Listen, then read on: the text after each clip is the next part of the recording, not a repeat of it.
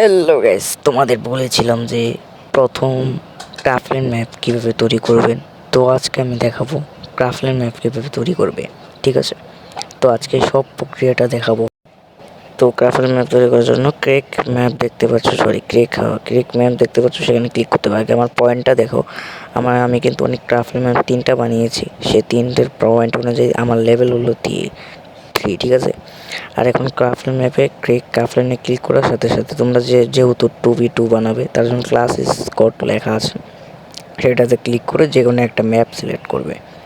ঠিক আছে, তারপরে নিচে লেখা থাকবে ক্রেক ম্যাপ। ঠিক আছে, তারপর ক্লিক করার পর এখানে কিছু লোডিং নেবে, কিছুক্ষণ লোডিং নেওয়ার পর তোমাদের নিয়ে যাবে সেই ম্যাপে, যে ম্যাপটা তুমি ক্রেক করেছিলে সেই ম্যাপে নিয়ে যাবে।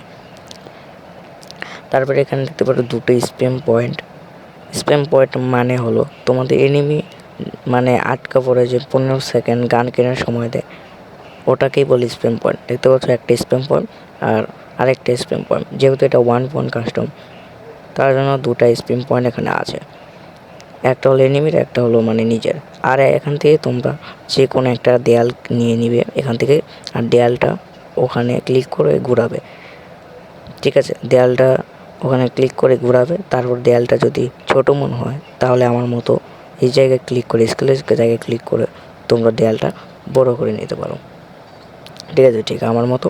তারপর এই এখানেও কিন্তু সেম কাজ করব, দেয়াল বসাবো, তারপরে ঘোরাবো, তারপরে সেম কাজ করে এখানে দেয়ালটা বড় করে দিব। ঠিক আছে, তো দেখো, দেখতে পাচ্ছ ঠিক আমার মতো লম্বা সাইজ করে নিবা।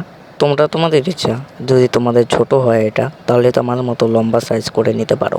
ঠিক আছে, তারপর তোমরা এখানে একটু ভালোভাবে দেখে নেবে যে সব ঠিকঠাক আছে নাকি। ঠিকঠাক থাকলে সেটিংয়ে যাবা। তারপরে সেটিংয়ে যাওয়ার পরে এখানে কিন্তু অনেক সেটিং আছে। তোমরা মানে গান কেনার সময় কত দিবে সেটা কিন্তু সিলেক্ট করে রাউন্ড সিলেক্ট করে নেবে। তারপর আমি যা সিলেক্ট করেছি তোমরা তা সিলেক্ট করো, তাহলে তোমাদের মানে ক্রাফটল্যান্ড ম্যাপটা খুব সুন্দরভাবে অ্যাক্টিভ হবে। ঠিক আছে, দেখো আমি কিভাবে সিলেক্ট করি। এটা 2-2ই থাকবে। ঠিক আছে, আর এটা হলো ডেঞ্জার জোন, যেটা জোন সেটা হলো ডেঞ্জার জোন নাম রেখেছে। যাই তারপর জোন কয় সেকেন্ড পর চালু হবে সেটা তোমরা সিলেক্ট করে নেবে আমার মতো।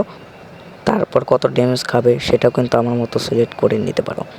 তারপর এটা কিন্তু অল করে দিবে নিচে। ঠিক আছে, তারপর কয়েন বাটন আসবে, কয়েন বাটন কিন্তু সব ফুল করে দিবে।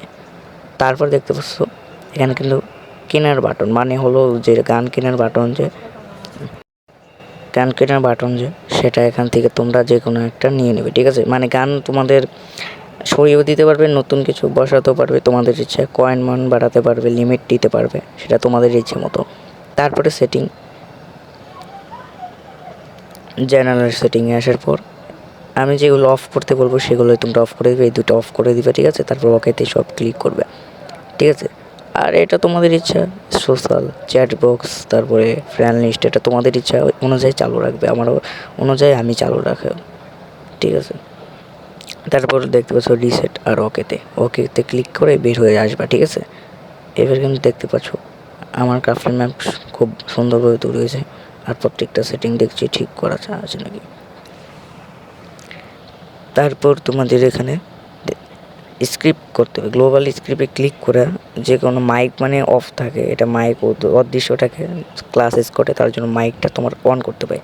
তো আমি নিজের টেমপ্লেট থেকে মাইকটা অন এবং অল মাইক অন করে দিলাম, যাতে এনিমের সাথেও কথা বলা যায়।